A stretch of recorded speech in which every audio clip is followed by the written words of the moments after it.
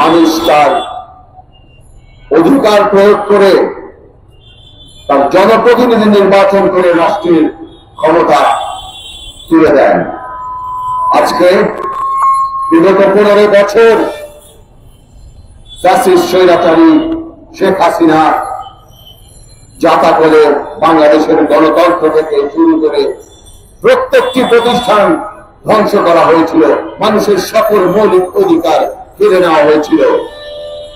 জুলাই আগস্টের ছাত্র জনতার সেই বাদহীন অভ্যুত্থানের মাধ্যমে আমরা নতুন করে বাংলাদেশকে মুক্ত করতে পেরেছি।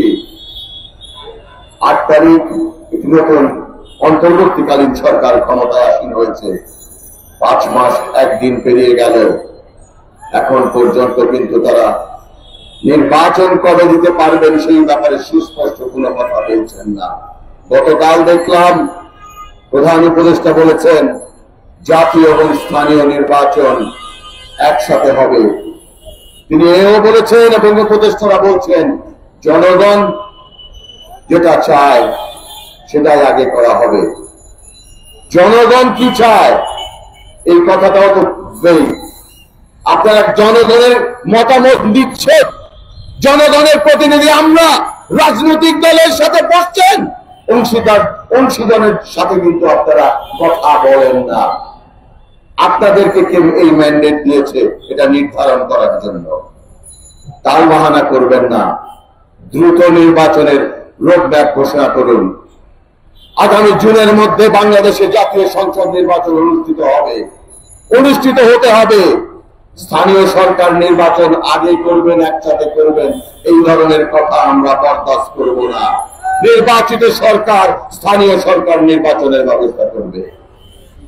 বন্ধুরা, আপনারা অনেকেই কাশিম বাজার কুটির কথা হয়তো জানেন। স্বাধীন বাংলাদেশকে পরাধীন করার ষড়যন্ত্র শুরু হয়েছিল সেই কাশিম বাজার কুটি থেকে। আজকে ওই বঙ্গভবন পরিণত হয়েছে একটি কাশিম বাজার কুটিতে। চুপি চুপি চুপ্পু তার ষড়যন্ত্র কিন্তু করেই যাচ্ছে। বিজয় দিবস 16 তারিখ আমরা যারা রাজপথে ছিলাম, আমরা যারা রক্ত দিয়েছি, আমরা যারা জেল জুলুম অন্যায়ের শিকার হয়েছি, তাদেরকে বাদ দিয়ে যেই সমস্ত কুলাঙ্গার দলগুলো এই 24-এর 7 তারিখে আমি তুমি দামি নির্বাচনে অংশগ্রহণ করেছিল, তাদেরকে দাওয়াত দেওয়া হয়েছে। ফ্যাসিস্টদের পুনর্বাসন করার যে ষড়যন্ত্র সেটা কিন্তু চুপি চুপি চুপ্পু ঠিকই করে যাচ্ছেন। এই চুপ্পুকে রেখে সংস্কার কতটুকু এগিয়ে নিয়ে যাবেন সে ব্যাপারে আমার সংশয় আছে। আমরা দেখছি রংপুরের এসপি শাহজাহান অ্যাপাচি ট্রাকের ওপর উঠে কিভাবে সেদিন গুলি করে মানুষ হত্যা করেছিল, অসংখ্য মানুষকে গুলিবিদ্ধ করেছিল, তাকে এখনো গ্রেফতার করা হয়নি। চট্টগ্রামের ডিআইজিতে বহাল তবিয়তে আছেন। প্রশাসনের যেই সমস্ত ব্যক্তিরা 18-24-এর নির্বাচনে ডিসি ইউনো থেকে শুরু করে পুলিশের এসপি যারা সহযোগিতা করেছেন তারাও বহাল তবিয়তে আছে। এই আওয়ামী প্রতাপ তাদের রেখে বাংলাদেশে কখনো আইনের শাসন প্রতিষ্ঠা হবে না, গণতন্ত্র ফিরে আসবে না।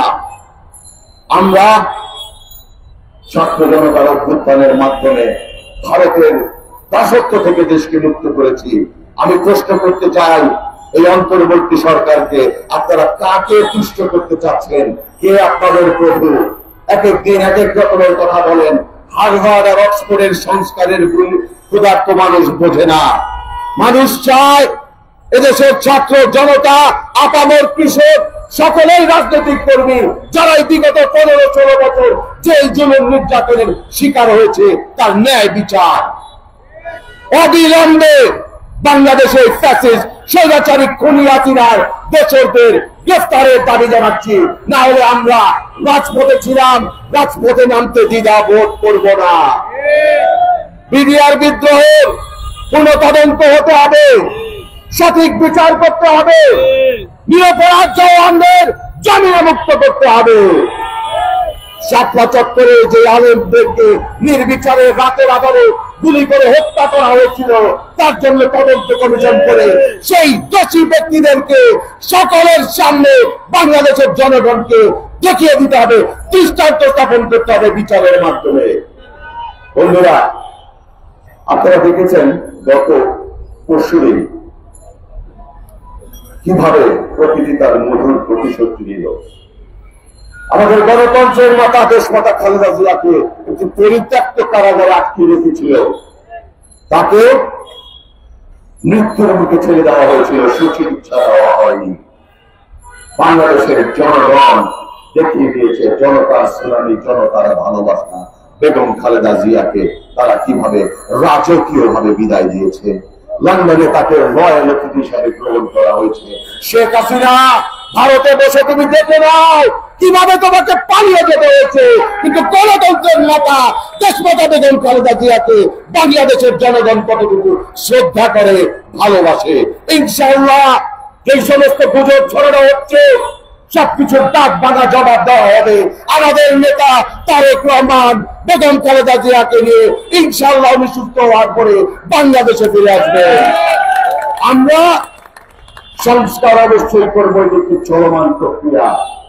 আমাদের সকলের ঘোষিত 31 দফার মাধ্যমে আমরা বাংলাদেশের মানুষের জনগণের ভাগ্য উন্নয়ন করবো ইনশাআল্লাহ।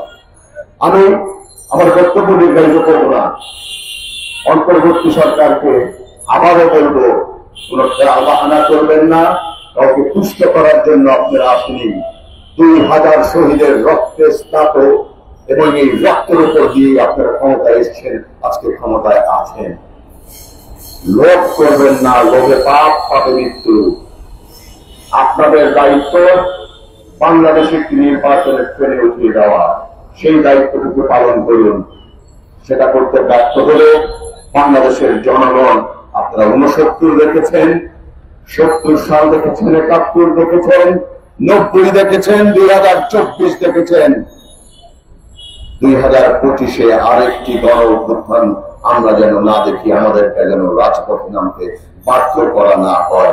আমি আশা করব অন্তর্বর্তীকালীন সরকার, আমরা যারা রাজনৈতিক অংশীদার আছি, সকলের সাথে বসে অতি শীঘ্রই একটি নির্বাচনের রোডম্যাপ ঘোষণা করবে।